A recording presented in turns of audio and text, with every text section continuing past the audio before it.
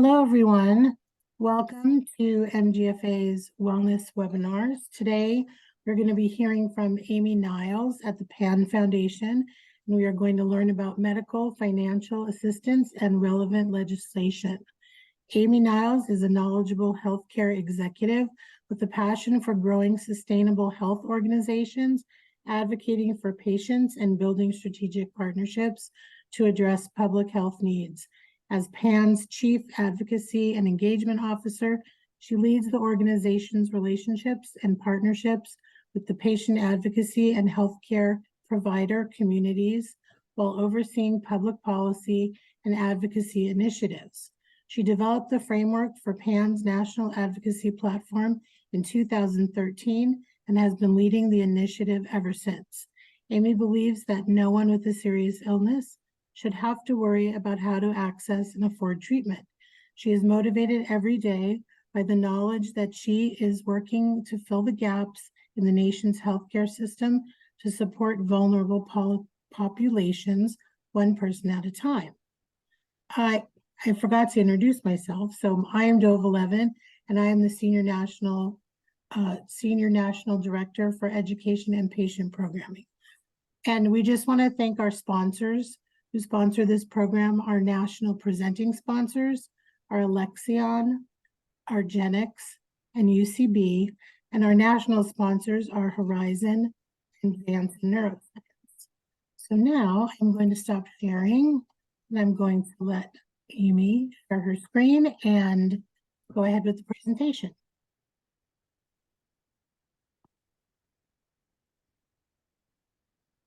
Good afternoon, or perhaps good morning to some of you. I am so pleased to be with all of you today and truly want to thank MGFA for inviting me to speak to all of you today about a very important subject, and that is being able to afford out-of-pocket costs for prescription medications.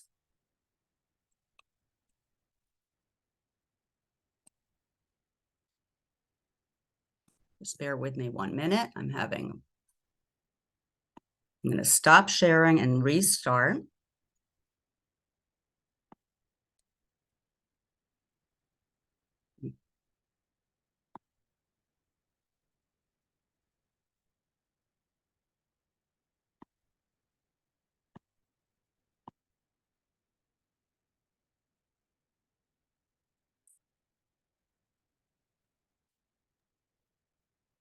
Not working? No, just give me a second. It's Yeah, not. I can always pull it up if you need me to and advance the slides. Just let me know.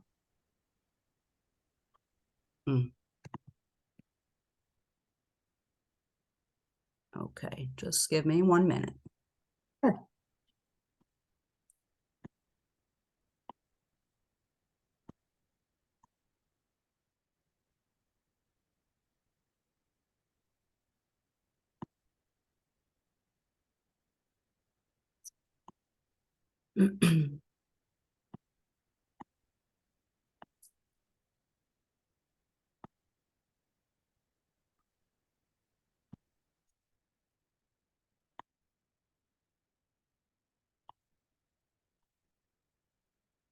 Okay, do we see this? Yes, see that, yep. Okay, hopefully it will advance. Yeah. There we go. Perfect. I apologize for that. No apologies. No apologies. Okay. So today we're going to cover a lot of ground. I'm going to share information about the PAN Foundation. We are one of a handful of charitable foundations who provides copay assistance. You'll learn more about the disease areas where we are focused. We'll talk a little bit about advocacy and some of the policy issues that we advocate for. We'll talk about our commitment to health equity and ways that you can stay involved. So a little bit about PAN. We have been around for 20 years. We are a national charitable foundation, a national patient advocacy organization, and at the core of what we do, we provide an important safety net for people who are underinsured. And we do this by providing financial assistance to cover out-of-pocket costs for prescription medications. Today, sadly, 1 out of every 3 adults walk away from the pharmacy counter because they cannot afford their out-of-pocket costs. And we think that that is a travesty, and we are very humbled to have been able since 2004 to help more than 1 million patients afford their medications. We've provided more than $4 billion in financial assistance, and we offer assistance in more than 70 different disease areas. While we provide a very important safety net, we are also here to advocate for improved access and affordability.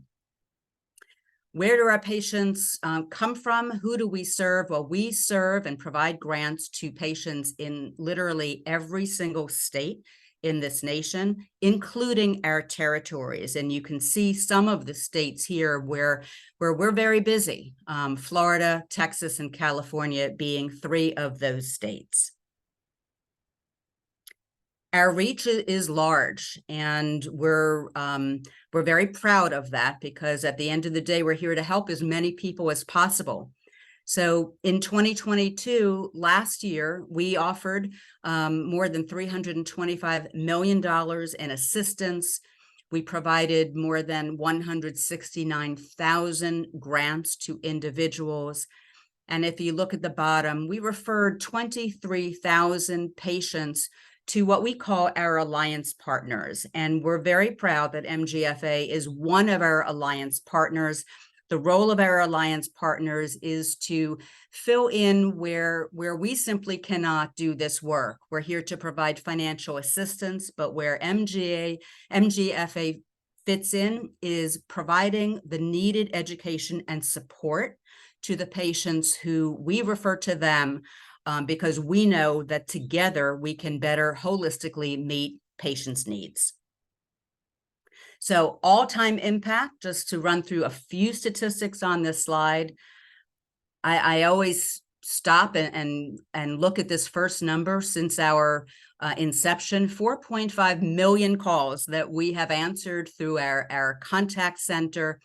We have a staff of individuals in our contact center, 70 plus strong, who speak multiple languages and can meet the multiple needs of our patient population.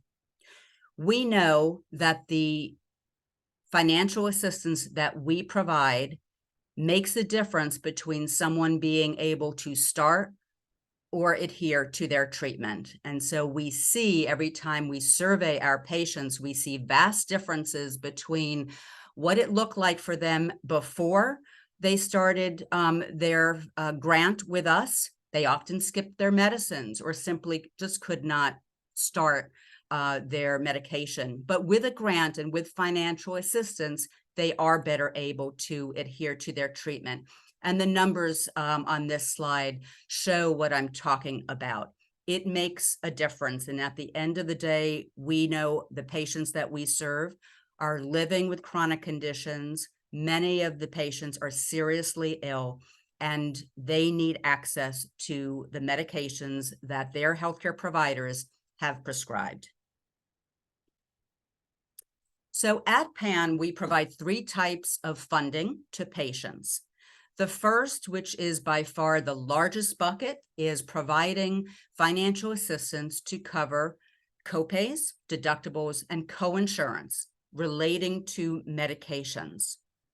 The second bucket, we have a handful, and it's a small handful of disease areas where we also help provide financial assistance to cover health insurance premiums. And then one program that we are very proud of for people who are enrolled in our funds, they also can benefit from our transportation fund. And I'll review that in a moment. So I mentioned earlier, we have more than 70 disease areas where we provide financial assistance, many off to the right for individuals who are living with cancer, and then many funds for other chronic conditions and diseases, and of course, rare diseases. So I'm going to go through how we structure our funds and what kinds of things you'll see when you visit our website, which is panfoundation.org. For each of our 70 plus disease funds, when you go to our website and look at the list of our disease funds, you'll see that some are open, some are closed, and some are open to waitlist. If a fund is open, it means that we have monies to give out for grants. And as you all know, MG is one of the programs that we operate at the Pan Foundation, and very happy that it is open today, because oftentimes our funds open and close many times throughout the year, but this fund is open. If a fund is closed, it means that we've run out of funds to give grants to. We're waiting for that fund to reopen.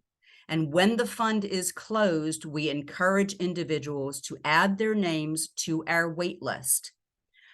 If you go onto our website and you see that it is open to our wait list, that's exactly what it means. We're providing grants first to people on our wait list. And I'm going to review this again in a few moments. So a little bit about our PAN grants. We design our grant amounts to cover what we believe will be the average out-of-pocket costs for prescription medications for that disease. When someone enrolls in a grant and they have been approved for a grant, again, I'll go through this in a moment, that grant covers a 12-month period, but we also include a 3-month look-back period. So that means if an individual applied today, was approved for a grant, we could cover the out-of-pocket costs that they incurred for their prescription medications, not only for the next 12 months, but for the preceding 3 months. We want to make sure that patients are truly using their grant. And so we have processes in place to kind of monitor how claims are being submitted and to just make sure, again, that the grants are being used. And then we also offer individuals an opportunity to renew their applications for a second grant when the 12-month period ends. So again, we cover the out-of-pocket costs for all medications, including generic, including bioequivalent drugs that are FDA approved or listed in official compendia or published evidence-based clinical guidelines. And those guidelines mostly relate to our funds for individuals living with cancer. What we do not cover are out-of-pocket costs relating to other medical services, office visits, lab work. We wish we could, but right now we're not covering those costs. We are the payer of last resort, so the patients are required to submit to their primary insurance first, and we come in afterwards, but we're not going to cover products that are not covered by the patient's insurance or paid at 100%. And then the third bullet really applies to people who have commercial insurance, who are going to be going directly to the pharmaceutical companies to apply for their discount cards.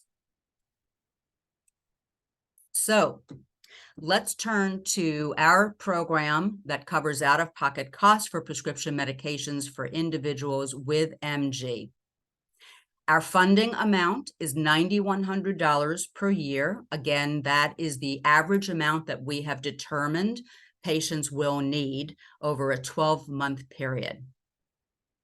To be eligible for a grant, and these criteria are pretty similar across all of our disease areas. They may differ in 1 or 2 areas, but we ask that the individual is being treated for MG. They reside or receive treatment in the United States or territories, and we do not ask for citizenship. For this fund, we are helping individuals with Medicare only. So this particular program right now does not cover individuals who, for example, have commercial insurance.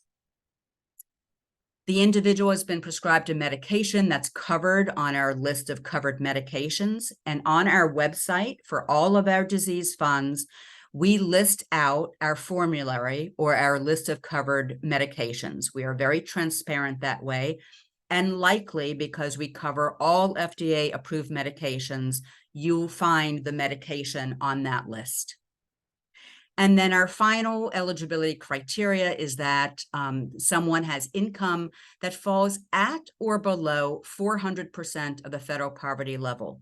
I always stop here because few people, and even I have to look this up every single time I give a presentation. What does 400% of the federal poverty level mean? Well, for example, if you have a family of two, that will relate to having income that is about $79,000 per year or less. As I said, individuals who are enrolled in our funds can also apply for transportation assistance. And we have heard from so many patients how helpful this is. It helps them perhaps get to their healthcare provider, helps them get to their pharmacy to pick up their prescription, but they can even use it to have to be able to get to their grocery store in order to purchase food to put on their tables. And the transportation amount that we offer is $500 per year.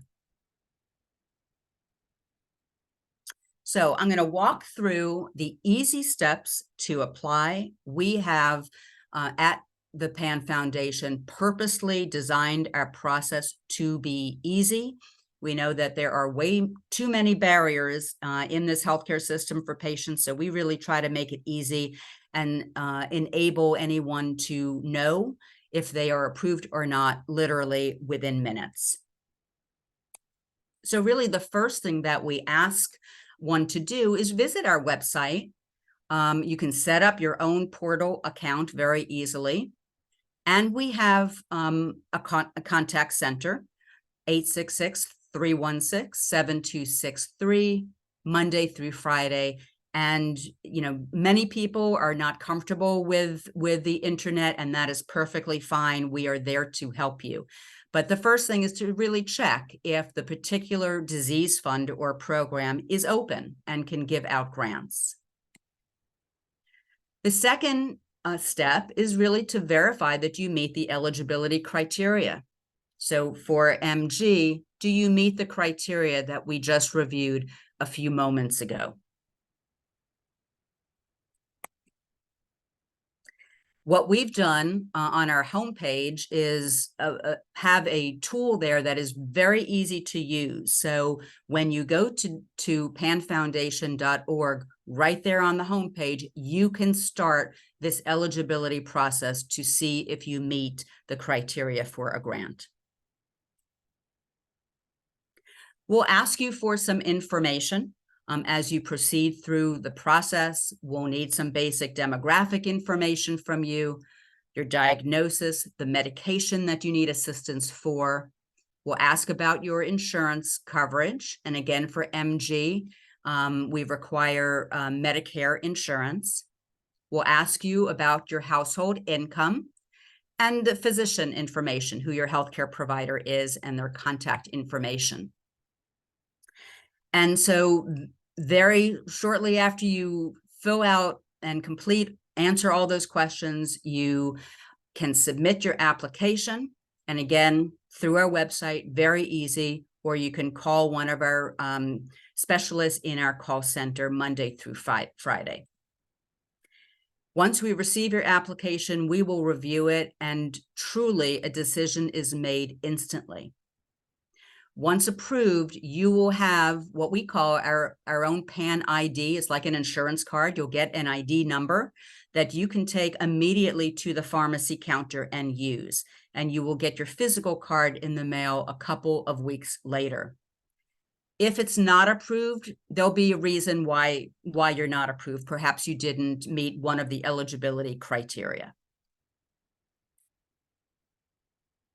So the benefits.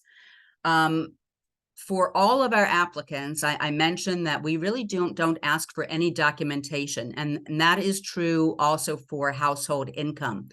What we do on our back end is we have what's called a real-time income verification through company, which you may have heard of, Experian PayNav, and it's our way to just make sure that you're meeting the income eligibility guidelines.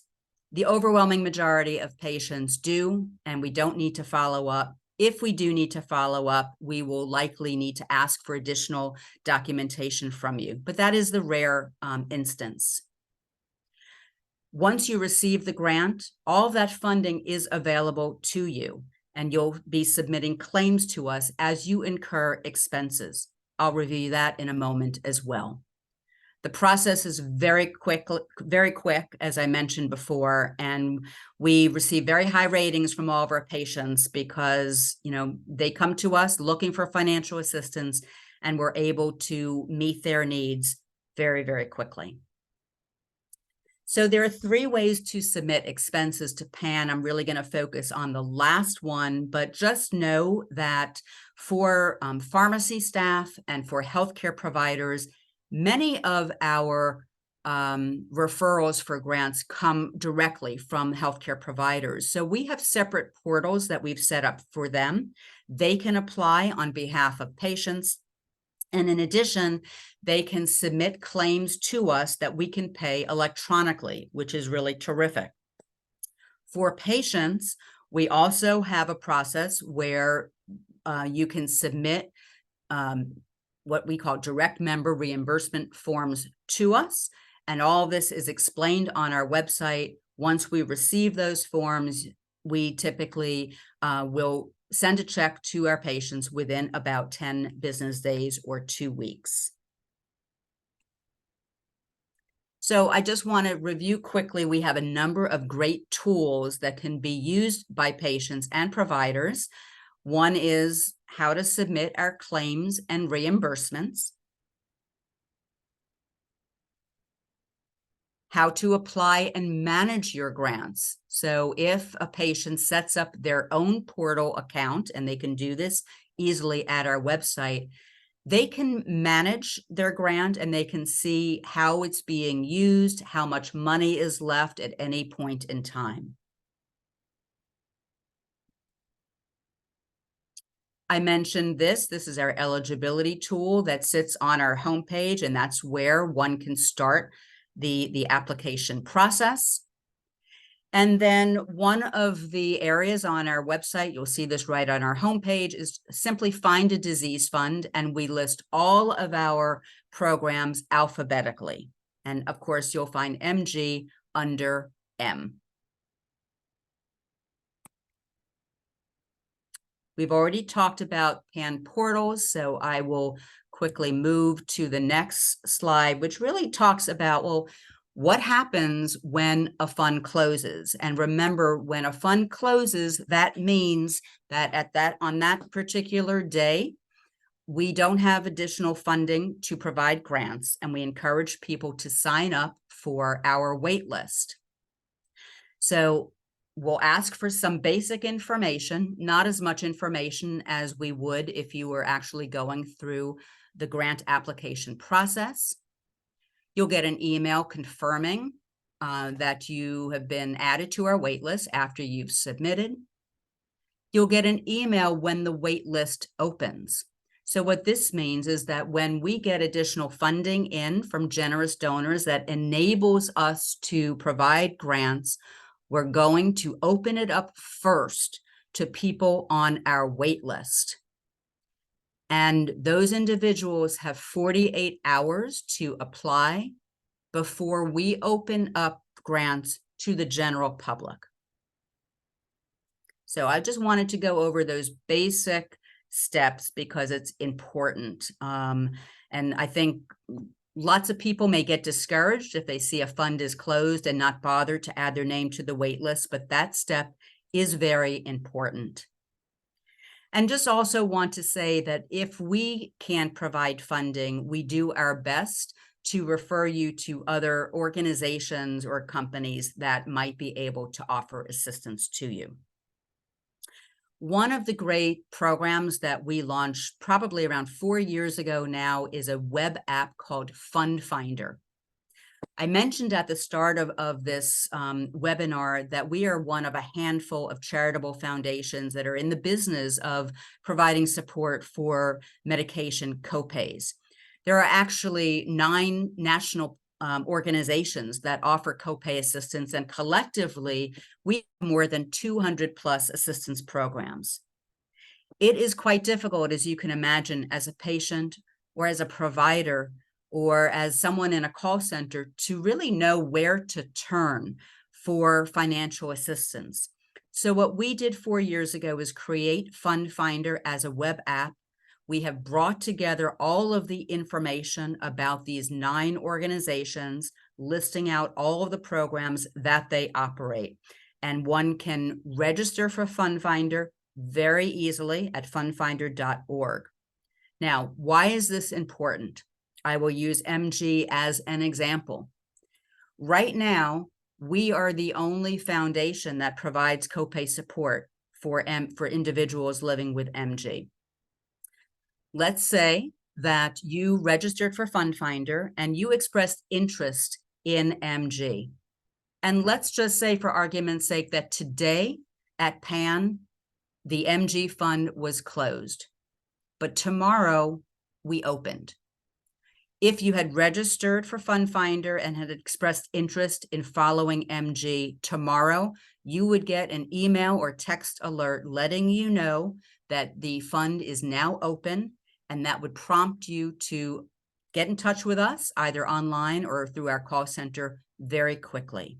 So it is a great tool, and clearly it covers many diseases and conditions far beyond MG. So that's all about PAN and what we do, providing a very important safety net for people who are underinsured. But in addition to that safety net, we have a very strong advocacy platform where we advocate for improved healthcare access, affordability, and equity for all. And I'm very proud to lead this work at the PAN Foundation. We do this in a number of ways. We identify areas where we know we need to advocate for, and those issues are led by position statements that we create, which are board approved. We educate, we meet with members of Congress and their staff. We conduct national polling to learn how individuals across this country who are living with chronic conditions feel about legislation or explore challenges that they have accessing the care that they need. We do a lot of this work individually, but we also do it in concert with many other organizations and coalitions. Just last week, or 2 weeks ago, we led our very first advocacy day where we brought PAN advocates to Washington, D.C. to share their patient voices with members of Congress and their staff. And I always say, it's one thing when I can meet with a staffer or a member of Congress, but it is a totally another thing when a patient who has important lived experiences can share those experiences with a staffer or a member of Congress. So we have many areas that we advocate for, but I've just listed a few here. Clearly, we want to address longstanding health inequities that exist in our healthcare system. We have done an awful lot over the last few years to educate around Medicare reforms, and I'm going to be touching more on this in a moment. We want to make sure that individuals are aware of the benefits of participating in clinical trials and ensure diverse enrollment in clinical trials, which has been a big issue over many years.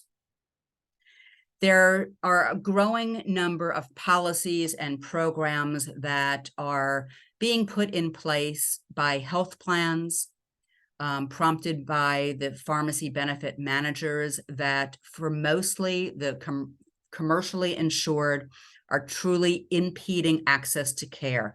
I've listed just a few of these items here. We're not going to go into detail on them today, but they are policies that relate to copay accumulators, maximizers, and alternative funding programs.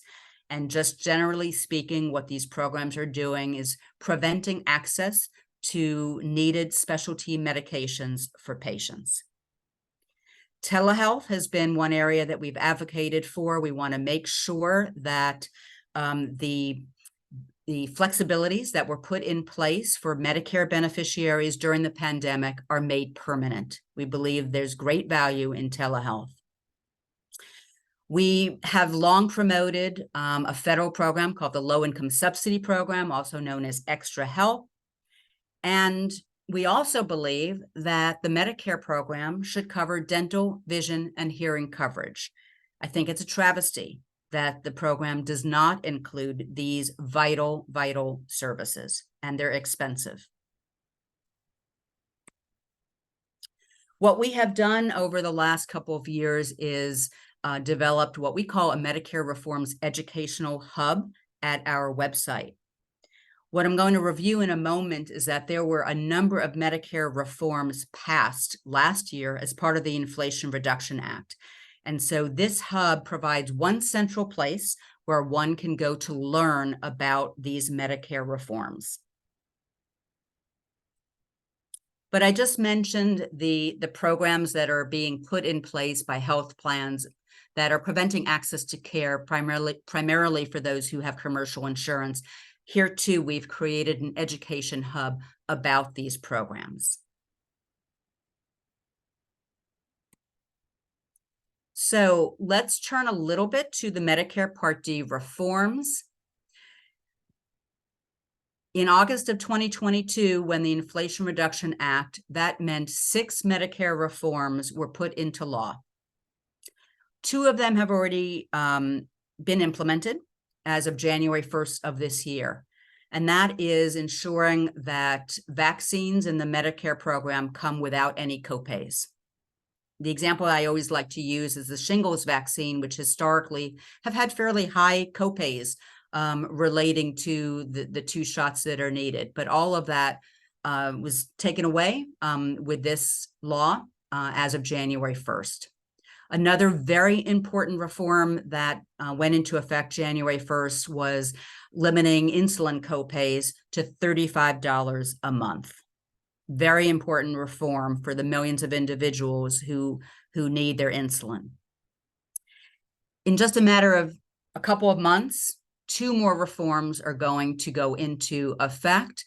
One is relating to the low-income subsidy program, and then the second one is a reform that starts lowering out-of-pocket costs for prescription medications. And I'm going to go into that in a moment, along with the 2 that are listed on the right under 2025.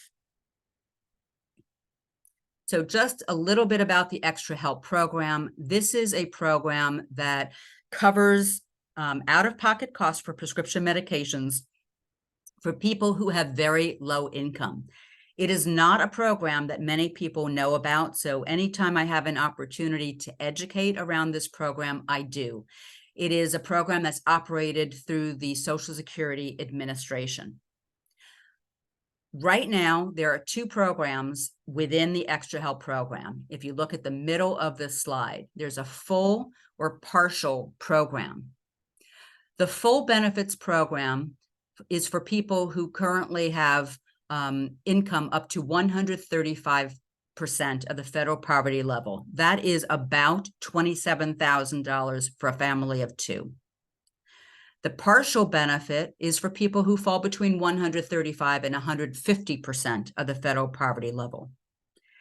This program is confusing, and what the IRA did was eliminate the partial program. So now anyone up to 150% of the federal poverty level, which again is around $30,000 for a family of 2, if they meet certain eligibility criteria, can enroll in the Extra Help program, which again means that most, if not all, of the out-of-pocket costs for prescription medications will be covered.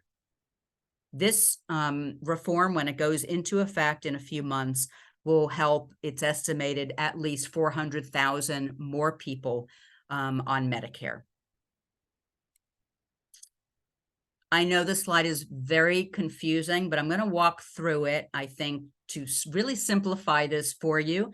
And I want you to really pay attention to the dark blue circle, the enrollees. These are the patients. So if one is on Medicare right now, Part D, if you look off to the left, once an individual spends out of pocket around $3,100, and many of you may know this, you are then propelled into what's called the catastrophic phase of your Medicare Part D benefit. And during this phase, it means you are paying 5% of the list price of your medication without any limit. This is why so many individuals on Medicare find themselves paying thousands of dollars, $5,000, $10,000, $15,000 out of pocket for their medications. Well, in a couple of months, by law, the 5% goes away.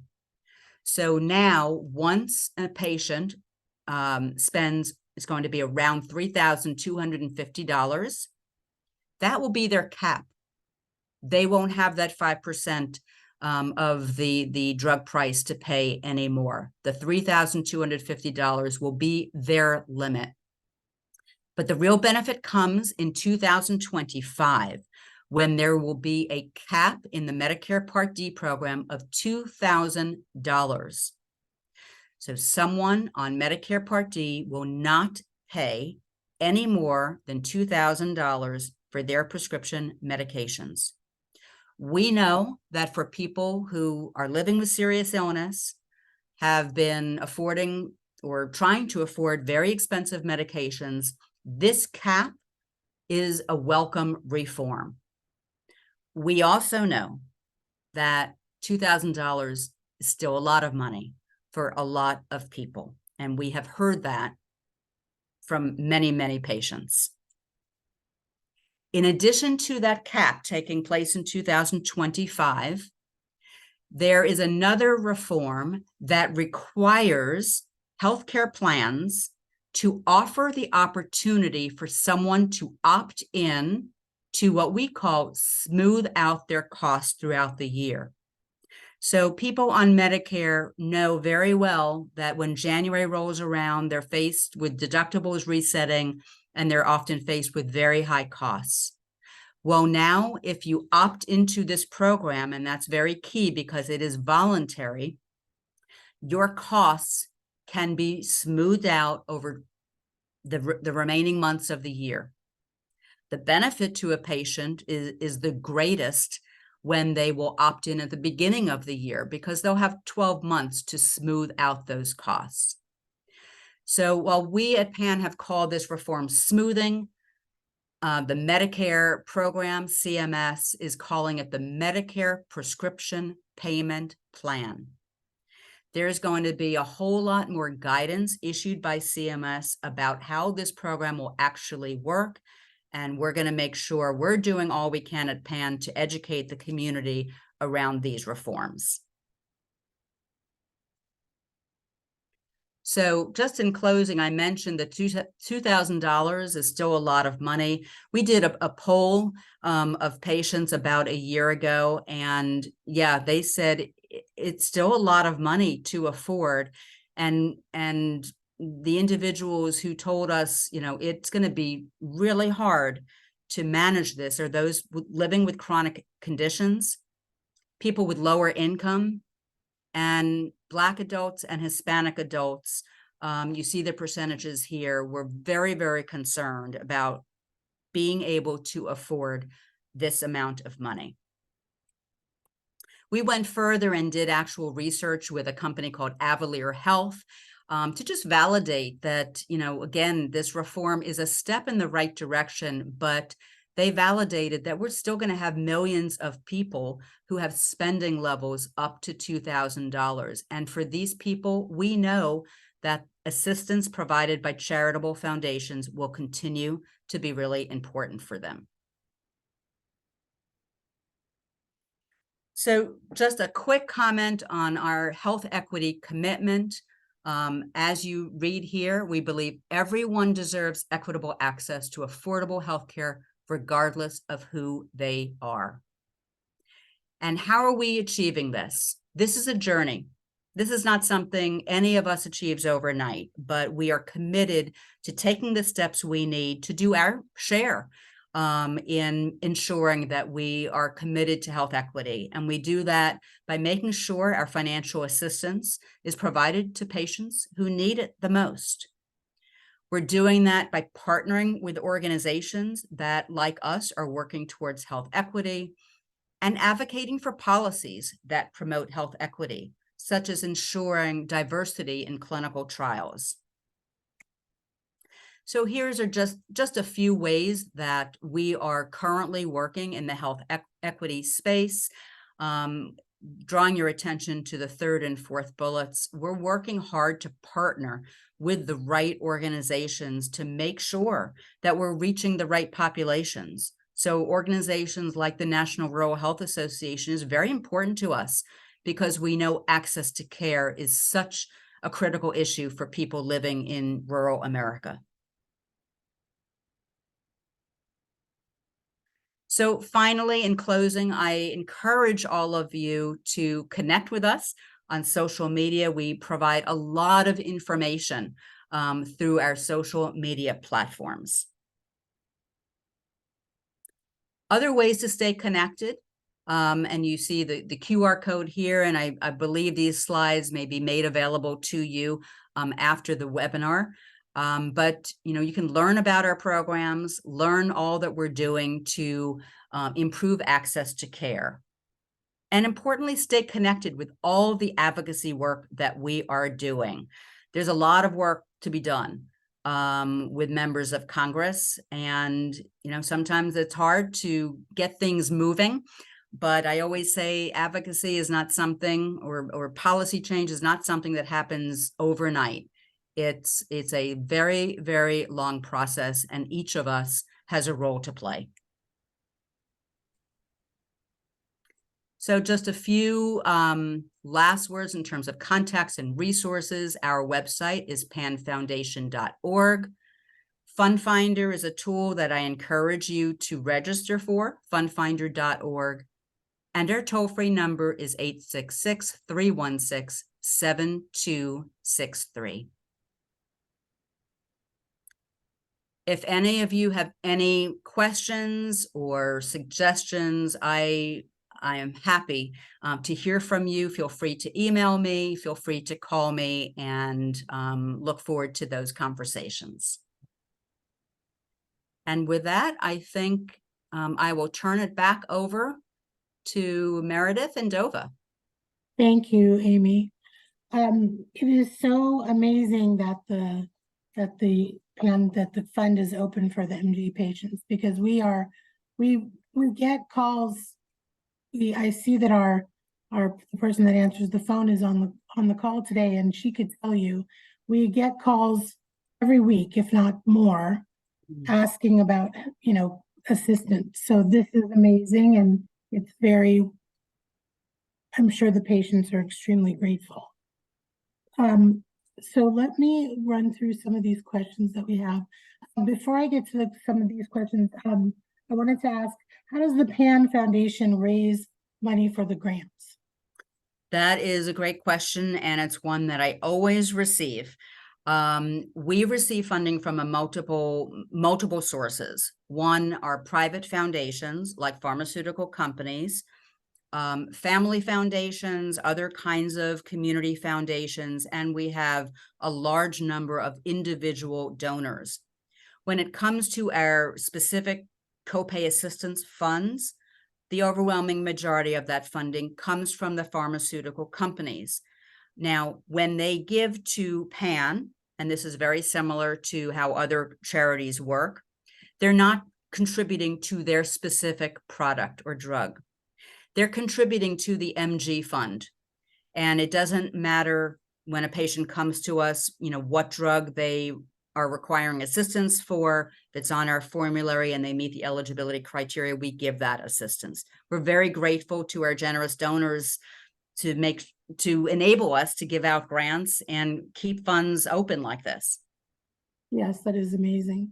So we have a question from one of the attendees. She says, for people on the PANS program, you must submit receipts for the medication copays. Does it only apply to specific medications on the list?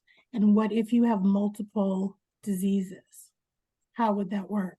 Yep. So when you apply for assistance for a disease, you're applying for assistance because you've been prescribed a specific medication. And so that grant is going to cover the costs of that medication. If one has multiple chronic conditions or multiple diseases, people are more than welcome to apply for multiple grants if we have that fund. So I'm just going to make this up. Someone is coming to us for assistance with MG, but perhaps they also have asthma and they need assistance. They can apply in 2 different disease funds. Great, that's very helpful. There's a question also about sometimes the MG patients are prescribed medications that are not actually approved for MG. So would those not be eligible for reimbursement? Yeah, that is right. We only provide assistance for FDA approved medications. And I'll just add that the industry that we operate in is very, very regulated. So we operate under guidance that has been issued by the Office of Inspector General, and it really guides how we develop our programs, how we give out assistance. And so one of the guidances is that we provide assistance for only FDA approved medications. Okay, got it. And how often can a patient apply? Is it yearly? Like, is it on the calendar year? It's not January through December. You can apply at any point in time. It's a rolling 12-month period. So if one applies and receives approval today, which is October 12th, their grant will end October 11th, 2024. Got it. Does Medicare requirement include Medicare Advantage insurance? Yes. Yes, it does. Okay. And then another question is, what happens when the neurologist changes medication? For example, Rituxan to Ultomiris. So if they change one of the specialty medications, how do they let you know that? So the best thing to do in that situation would be actually to call our call center and just let us know. Likely, if that medication is on our formulary or covered list of medications as well, there wouldn't be any change in the grant. But it's always good to let us know of any change in medication, any change in insurance, etc. Okay. Someone is asking, how specific is the FDA approval requirement? For example, would seronegative MG be covered? So I don't know if you're familiar with that. I am not familiar with that. I'm not a clinician, so help me with that. Seronegative MG is the patient. Okay, Meredith, I'm going to let you take it. I was going to give it a whirl, but you go ahead. I thought I might be helpful in this. So in myasthenia gravis, typically when you get diagnosed, you have an antibody associated with the diagnosis. So for me, I have generalized myasthenia gravis, and I tested positive for the acetylcholine receptor. Now, there are 2 other ones that have been identified for myasthenia gravis. On the other hand, there are a handful of patients that present with myasthenia gravis symptoms, but are not testing positive for these antibodies. However, they're still being diagnosed with MG, and it's called seronegative because they're within their blood, they're not testing positive. So, but nevertheless, the diagnosis is still there. So I guess the question is, I think, can you still apply for this even though you know, you don't, I guess on one hand, you have a diagnosis, but it's not always recognized by the community. It's an interesting question, and it's probably one that I would need to get back to you on. On each of our disease fund pages, we include the ICD-10 codes that relate to that fund. I don't know if in this situation that might be helpful or not. But let me look into it more. We have a whole clinical affairs team that covers questions just like this, and I'll research that with them. Great. That would be super helpful. You know, our seronegative community, a lot of times the clinical research isn't, they exclude the seronegative community within clinical trials, and a lot of these drugs aren't always approved for the seronegative community, but nevertheless, you know, this community is looking for treatments because they exhibit all these Right. symptoms. And it's just the conclusion is, and I'm kind of getting off tangent here, but I just want to, you know, make it clear, is that the community, the clinical community is basically saying, well, it's not that you don't have MG, it's just we haven't identified the other antibodies that may exist yet. So more research needs to be done in order to, you know, get that acknowledgement and validation. So our seronegative community is an important community that often gets overlooked, but we try to help them as much as we can. So it's a great As you question. should. Okay. Yeah, Okay, thank you, Meredith. no problem.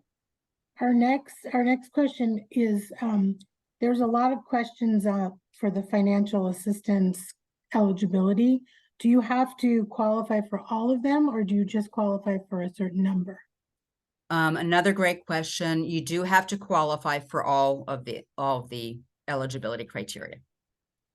Okay, great. And we have one last comment, which is very sweet. She does not have a question, but she just wants you to know that she's very grateful and says thank you for the PAN Foundation. So I thought that was very nice.